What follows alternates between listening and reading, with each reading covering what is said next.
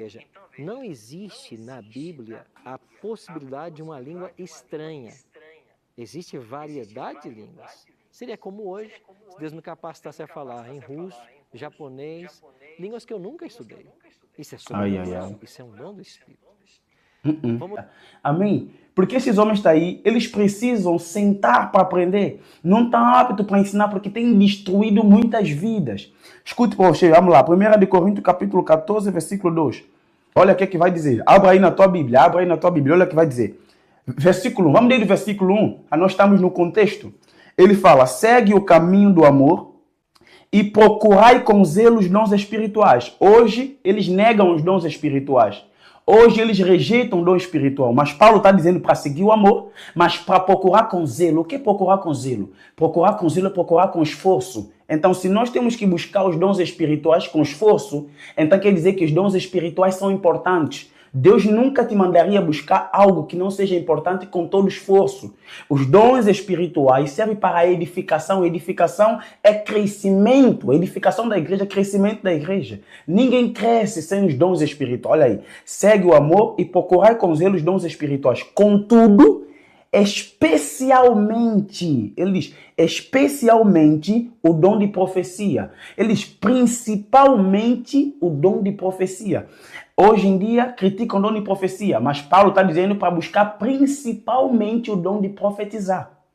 Eu quero que você preste muita atenção. Aqui no versículo 14, o Paulo está organizando a igreja. Porque a igreja de Coríntio, eles usavam os dons, uns desprezavam os dons, outros usavam os dons da forma errada. Escute uma coisa, não adianta você, por exemplo, ter telefone. Deve saber usar o telefone da forma correta. Amém? Para nós nos beneficiarmos daquilo que nós temos, temos que usá-lo da forma correta. Paulo não está dizendo para não buscar os dons. Ele está dizendo, já que vocês têm dom, ok, vocês precisam buscar o dom, principalmente de profetizar. Agora, Paulo vai ensinar a igreja de Corinto a como usar o dom da forma certa. Tanto que quando você vai ler o capítulo 14 todo, ele vai explicando para que serve o dom.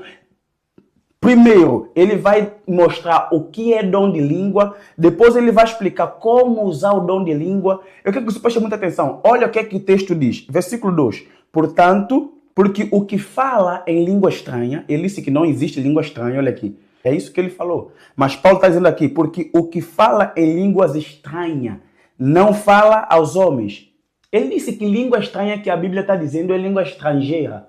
E ele disse que essa língua é inglês, francês. Agora, Paulo está dizendo que a língua estranha não é para falar com os homens. Inglês não é para falar com homens. Francês não é para falar com homens. A língua que Paulo está se referindo aí não é inglês. Porque inglês eu uso para falar com homem. Mas a língua estranha que Paulo está falando aqui, ele está dizendo, porque o que fala em língua estranha não fala aos homens. Então quer dizer que essa língua que Paulo está se referindo não é para falar com homens. Inglês não é para falar com homens.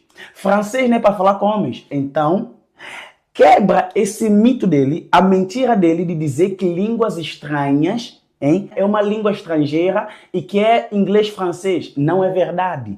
Você vê que ele quer quebrar a verdade de Deus. Cuidado com o que vocês ouvem na internet. Paulo está falando o que fala em língua estranha não fala aos homens. Quem está falando línguas estranhas não está falando com homens.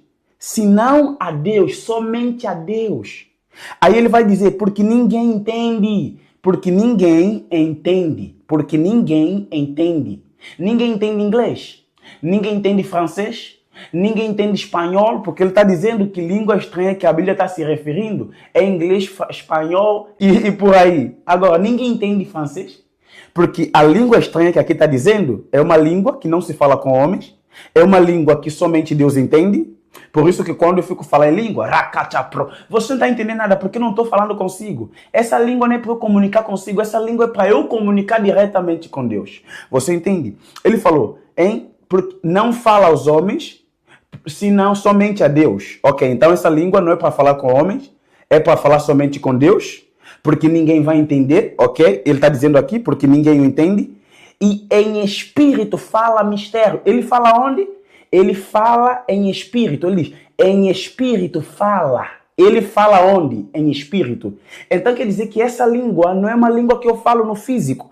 É uma língua que eu falo no espírito. Se eu falo essa língua no espírito, então essa língua não é do físico, não é do mundo natural. É uma língua espiritual. Porque ele falou, em espírito fala mistério. O que é mistério? Coisas desconhecidas, coisas misteriosas. Então quer dizer que no meu espírito, em espírito, eu falo uma língua, umas palavras misteriosas que ninguém entende. Tanto que Paulo está falando aí.